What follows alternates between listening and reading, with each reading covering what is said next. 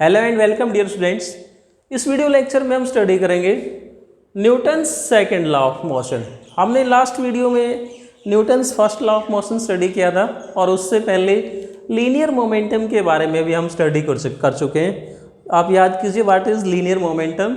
Linear momentum is product of mass and velocity. तो Newton's second law को define करने से पहले हम कुछ एक बातें समझते हैं। Suppose we have two object, this is a lighter object, मतलब एक हल्का ऑब्जेक्ट है, और ये मान लेते हैं कोई हैवी ऑब्जेक्ट, कोई भारी वस्तु है।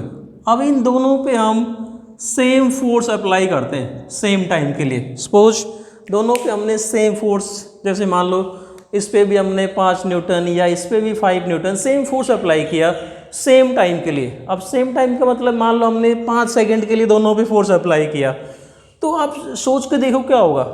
ये हल्की वस्तु है और ये भारी वस्तु है।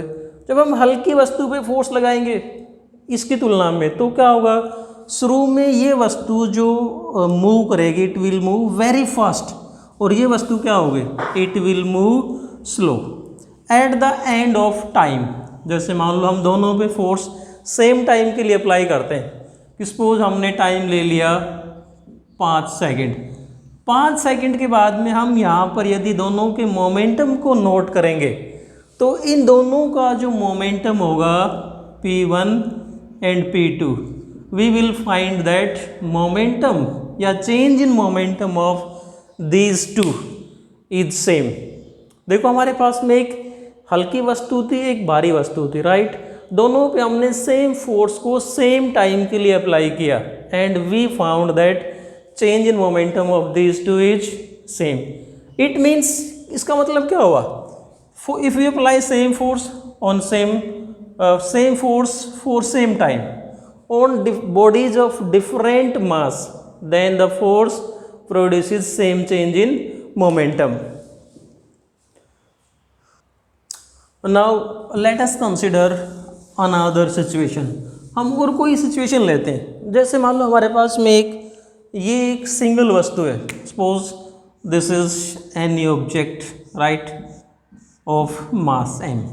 नाउ इसके ऊपर हम क्या करते हैं, शुरू में कम फोर्स अप्लाई करते हैं। Let a very small force F1 is applied, then we will note change in momentum. अब क्या करते हैं, इसके ऊपर थोड़ा फोर्स और बढ़ा देते हैं, फिर इसके मोमेंटम को देखेंगे, फिर फोर्स को और बढ़ा देते हैं, फिर मोमेंटम को देखेंगे। जैसे मान लो हमारे पास में यहाँ पर हम ये कहते हैं, सपोज ये कोई वस्तु है, इसके ऊपर मैंने पहले हल्का सा फोर्स लगाया, फिर और तेज फोर्स लगाता हूँ, फिर और तेज फोर्स लगाता हूँ। क्या मिलेगा हमें, गिवन मास पे, यदि हमें मास दे रखा है तो दिए हुए मास पे हम जितना अधिक फोर्स लगाएंगे क्या होगा, उस बॉडी के मोमेंटम में उतना ही ज़्यादा चेंज होगा। जैसा आप ये खुद करके देख सकते हो कि आप कोई एक हल्की सी वस्तु है, पहले उसके ऊपर थोड़ा फोर्स लगाओ, क्या होगा, वो धीरे से चलेगी, फिर और ज़्यादा तेज़ फोर्स लगा दो, क्या होगा, उसमें जो चेंज आएगा, इनिशियल चेंज क्या होगा, that will be very fast. जैसे इस पेन को हम हल्के से फेंकें, फिर और ज़ोर से फेंक दें, फिर और तेज़ फेंक दें, क्या कर रहे हैं, बार बार फोर्स को बढ़ा रहे हैं। अब गिवन मास है, जितना फोर्स बढ़ाओगे क्या होगा, इसके मोमेंटम में चेंज क्या होगा, उतना ही ज़्यादा होगा। इसका मतलब किसी बॉडी के मोमेंटम में जो चेंज आता है वो उस पे लगाए गए फोर्स के डायरेक्टली प्रोपोर्शनल होता है, और यही क्या है हमारा Newton second law of motion. So how we will define Newton second law of motion. आइए इसके स्टेटमेंट को समझते हैं, what is Newton second law of motion. तो इसकी स्टेटमेंट है, अकॉर्डिंग टू न्यूटन के अनुसार जो Newton second law of motion की स्टेटमेंट क्या आती है, rate of change of linear momentum of a body is directly proportional to the external force applied on the body, and this change takes place always in the direction of applied force। देखो क्या कहता है ये कि किसी body के ऊपर, किसी बॉडी के मोमेंटम में जो चेंज आएगा वो मोमेंटम में चेंज किसके डायरेक्टली प्रोपोर्शनल होता है, external force applied on the body. जैसा मैंने अभी आपको बताया कि किसी बॉडी के ऊपर आप कम फोर्स लगाओगे, फिर ज़्यादा फोर्स लगाओ, फिर और फोर्स लगाओ, हर बार क्या होगा, उसके मोमेंटम में जो चेंज आएगा वो एक्सटर्नल फोर्स पे डिपेंड करता है, राइट। और मोमेंटम में जो चेंज आएगा वो किस डायरेक्शन में होगा, that will be in the direction of applied force, right. ये तो आ गया हमारे पास में स्टेटमेंट। अब हम इसके लिए निकालते हैं expression. Let us consider a body. हम मान लेते हैं हमारे पास में a body of mass n, right.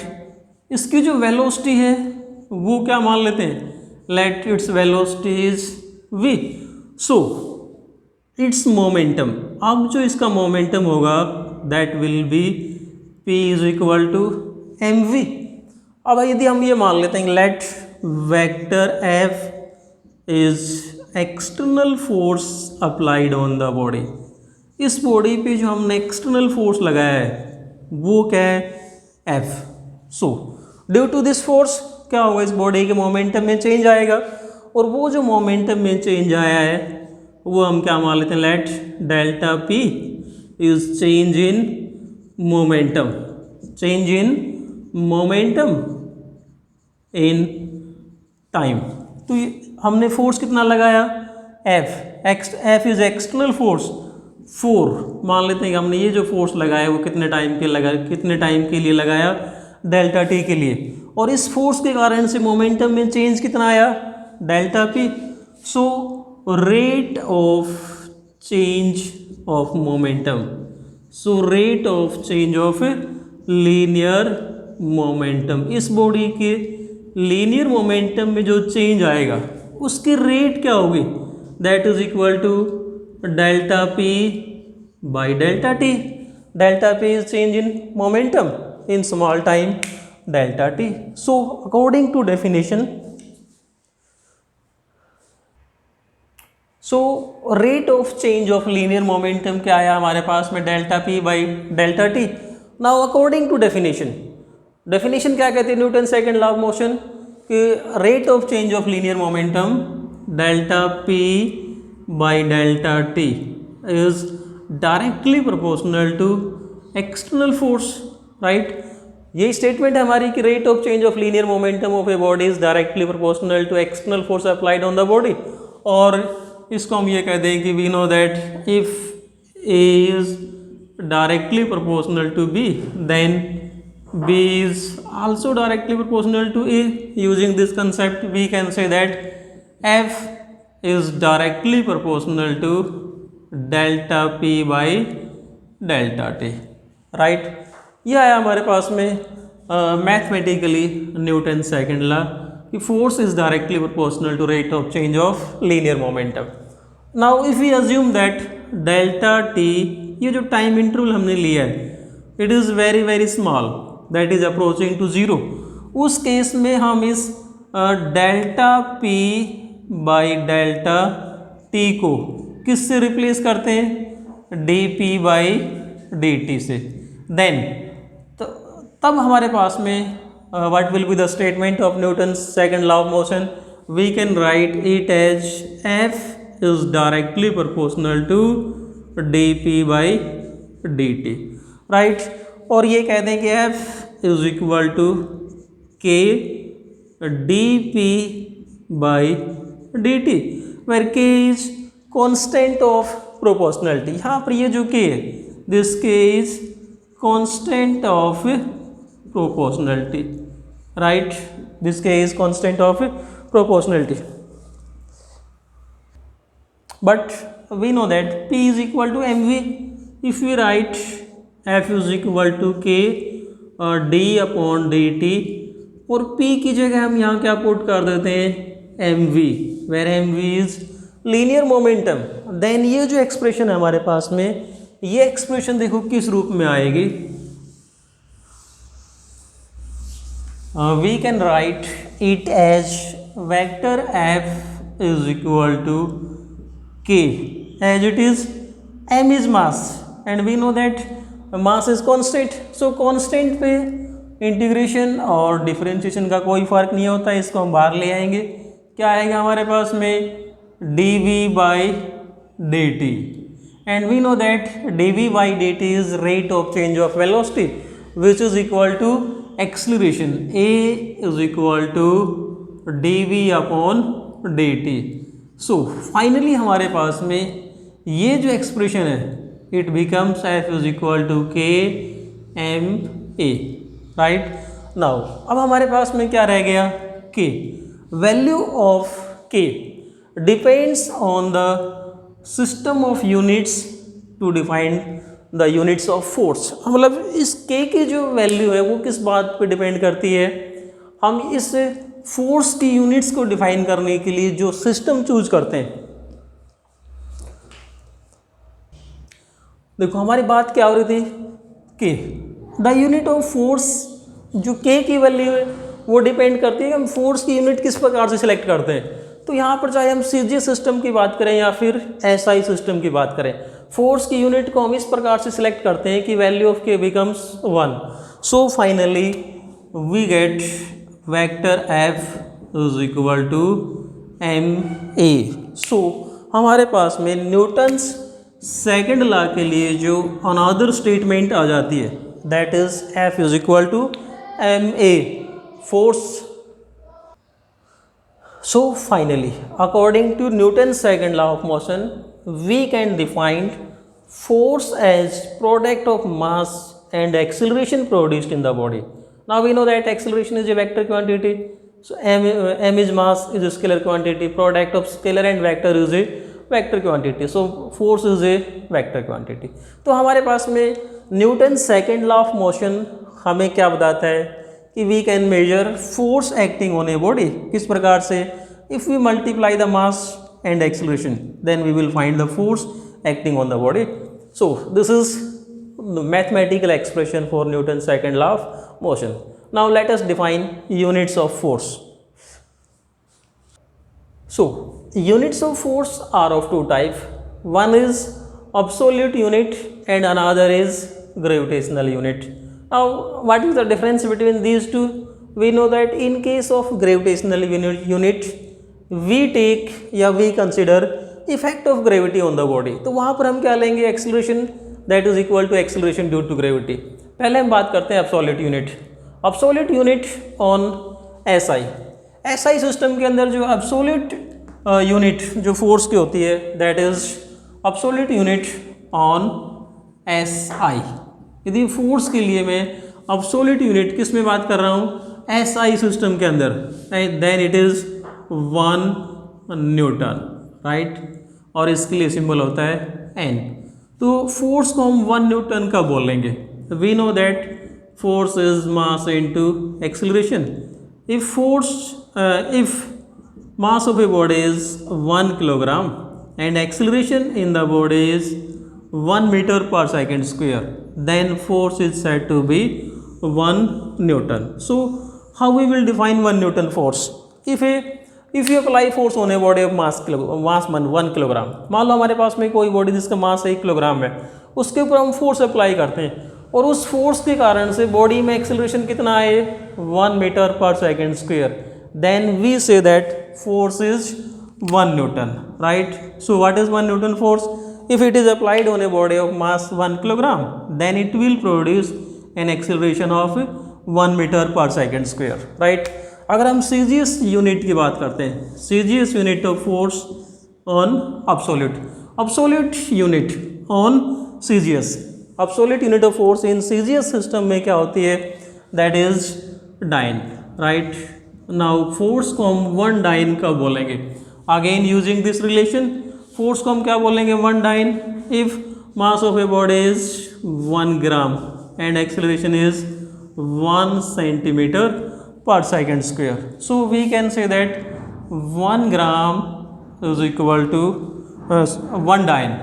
1 dyne is equal to 1 gram centimeter per second square. This is CGS unit of force, absolute CGS unit of force, right?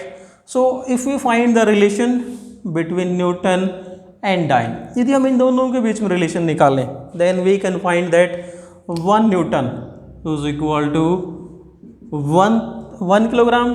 1 kilogram means 1000 gram into 1 metre per second square, that will be equal to 100 centimetre per second square. और we can write 1 newton is equal to 1000 into 100, that will be equal to 10⁻⁵ gram centimetre per second square, and we know that gram centimetre per second square is dyne. So 1 Newton is equal to 10 raised to power 5 dyne. This is the relation between Newton and dyne. ये तो हमारे पास में force की absolute unit. अब बात कर दें gravitational unit of force. What is gravitational unit? So हम दोनों तरीके से डिफाइन करेंगे फोर्स की ग्रेविटेशनल यूनिट को, एसआई में भी और सीजीएस में भी, राइट, जैसा हमने यहाँ पर डिफाइन किया है. Now we know that F is equal to, अब बात कर रहे हैं gravitational unit, right. Gravitational unit किस में? एसआई के अंदर. Gravitational unit on SI.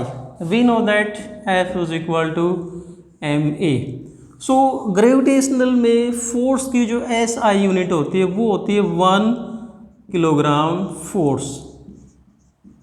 1 kilogram force और kilogram weight, that is equal to, force को हम 1 किलोग्राम फोर्स का बोलेंगे if mass of a body is 1 kilogram and acceleration is equal to g, that is acceleration due to gravity, that is 9.8 meter per second square.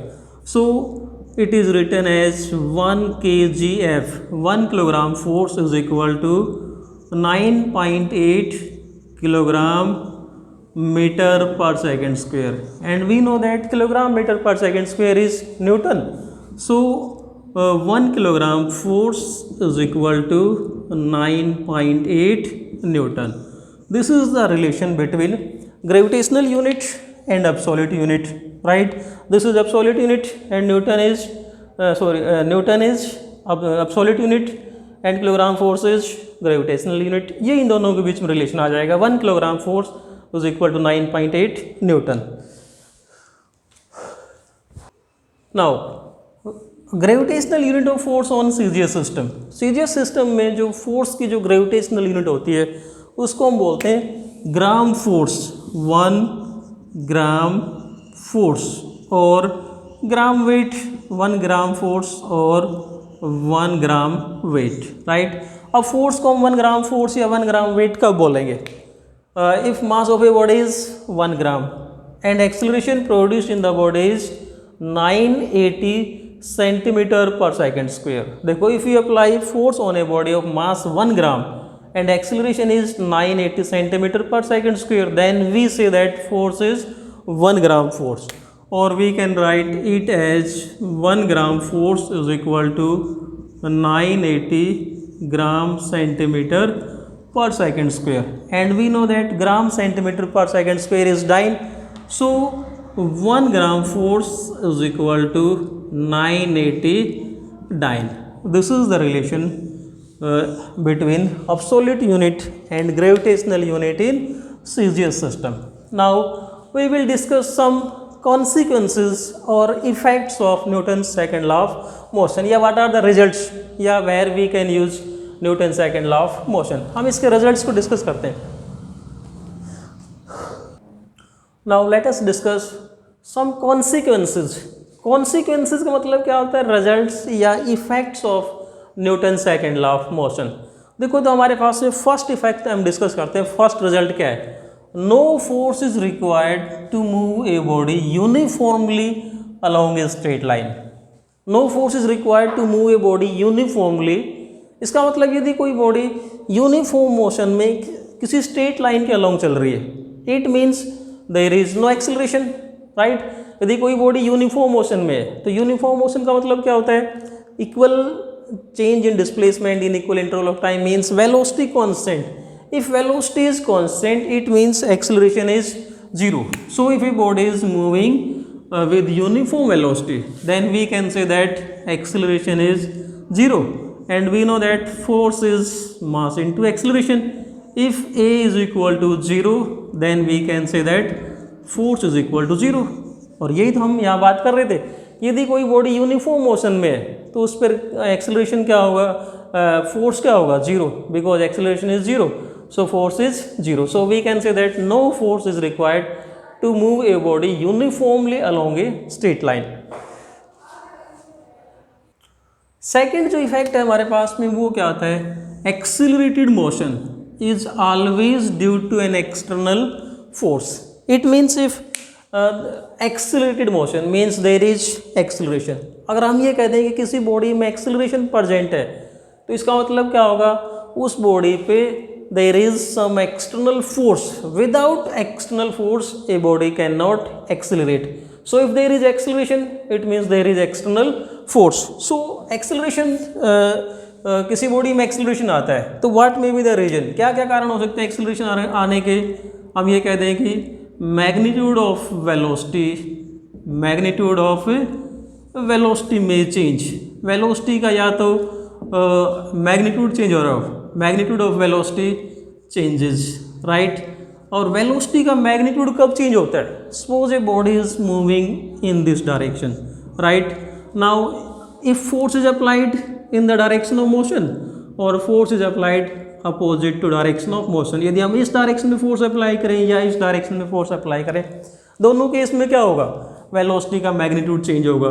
If there is change in magnitude of velocity there will be acceleration.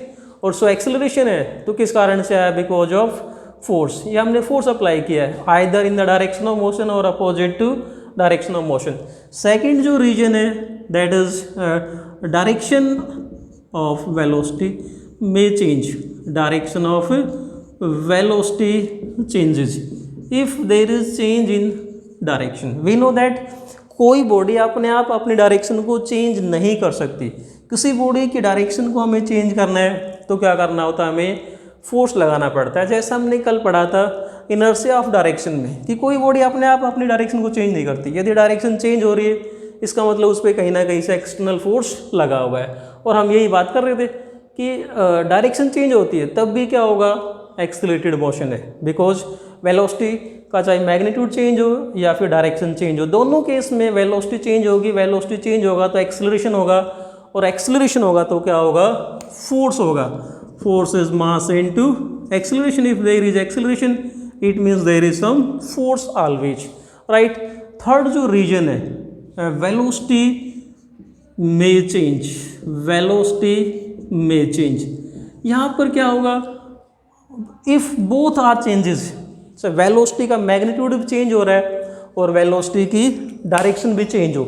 जैसे हम ये बात कर रहे हैं कि यदि हम फोर्स को इंक्लाइंड अप्लाई करते हैं, suppose this is the direction of motion, कोई बॉडी इस डायरेक्शन में मूव करती है and force is applied in this direction. ये कोई हमारा ऑब्जेक्ट था जो इस डायरेक्शन में मूव करता है और हमने फोर्स इस डायरेक्शन में अप्लाई किया.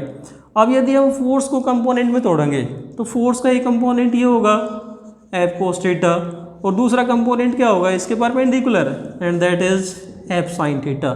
अब देखो ये जो कंपोनेंट है जो मोशन की डायरेक्शन में, ये तो क्या करेगा, वेलोसिटी के मैग्नीट्यूड को चेंज करेगा. और जो कंपोनेंट इसके परपेंडिकुलर लगा हुआ है ये क्या करेगा, वेलोसिटी की डायरेक्शन को चेंज करेगा. सो इन तीनों में कोई भी रीजन हो सकता है कि वेलोसिटी का मैग्नीट्यूड चेंज हो रहा है, डायरेक्शन चेंज हो रही है या फिर दोनों चीज़ें चेंज होती हैं. हर केस में क्या होगा, देयर विल बी एक्सेलरेशन और एक्सेलरेशन होगा तो क्या होगा, force. So we can say that accelerated motion is always due to an external force. Measurement of force. Next जो इफेक्ट है वो क्या है, क्या हम किसी बॉडी पे लगने वाले फोर्स को मेजर कर सकते हैं with the help of Newton second law. Yes, we can measure the force acting on a body because we know that force is mass into acceleration and F is equal to m where a is acceleration and acceleration is rate of change of velocity. Now if we know the mass, यदि हमें किसी body का mass पता हो then by measuring change in velocity in small time dt, हम क्या करें, किसी बॉडी की वेलोसिटी को चेंज, बॉडी की वेलोसिटी में जो चेंज आया उसको नोट कर सकते हैं with the help of A watch कि कितने टाइम में वेलोसिटी में कितना चेंज आया. अब वेलोसिटी में जो चेंज आया उसको टाइम से डिवाइड कर देंगे, हमारे पास में क्या होगा, एक्सेलरेशन. सो इस एक्सेलरेशन को किससे मल्टीप्लाई कर देंगे, मास से. We can measure force acting on a body. Next जो रिजल्ट है जहाँ पर हमारे न्यूटन सेकंड लॉ हेल्प करता है that is concept of inertial mass. With the help of Newton second law we can understand the concept of inertial mass. We know that force is mass into acceleration. So from this relation A is equal to क्या आएगा, F upon m. Acceleration is F upon m. Now heavier the mass, smaller will be the acceleration. अब देखो यहाँ से हम समझते हैं कि किसी बॉडी का मास जितना ज़्यादा होगा उसमें एक्सेलरेशन उतना ही कम आएगा, मतलब उसमें जो चेंजिंग है उतने ही कम आएंगे। और किसी बॉडी में चेंज जितना कम आता है हम ये कहते हैं कि उसका जो इनर्शिया है वो क्या होता है, उतना ही ज़्यादा होता है। जैसे मान लो एक तो हम किसी हल्की सी वस्तु को आसानी से मूव करवा सकते हैं, एक कोई बहुत भारी वस्तु हो उसको मूव करवाना उतना ही मुश्किल होता है। और किसी बॉडी को मूव करवाना है, किसी बॉडी की पोजीशन में चेंज लाना जितना मुश्किल होता है हम ये कहते हैं कि उस बॉडी का इनर्शिया उतना ही ज़्यादा होता है। इसका मतलब greater is mass, smaller is acceleration, and if smaller is acceleration, greater is inertia. So this mass helps to understand the inertia. किसी बॉडी का मास जितना ज़्यादा होगा हम ये क्या बोलेंगे, उसका जो इनर्शिया है उतना ही ज़्यादा होगा, right. So this law helps to understand the inertial mass of a body. So how we will define inertial mass? यदि यहाँ से हम inertial mass को डिफाइन करें, अगर हम ये कह दें कि if a is equal to 1, यदि हम एक्सेलरेशन को यूनिट मान लेते हैं, देन इन दैट केस हमारे पास में मास किसके बराबर आएगा, फोर्स के बराबर। Now this mass is known as inertial mass. So inertial mass को हम डिफाइन कैसे करेंगे, inertial mass is equal to force acting on a body to produce unit acceleration, right. यदि किसी बॉडी में एक्सेलरेशन यूनिट है that is 1 metre per second square, तो उस केस पे बॉडी पे जो फोर्स लगा हुआ है वो फोर्स ही क्या है, उसका इनर्शियल मास है, राइट। सो डियर स्टूडेंट्स, ये था हमारे पास में concept Newton second law of motion and it's explanation. Thanks and keep on watching.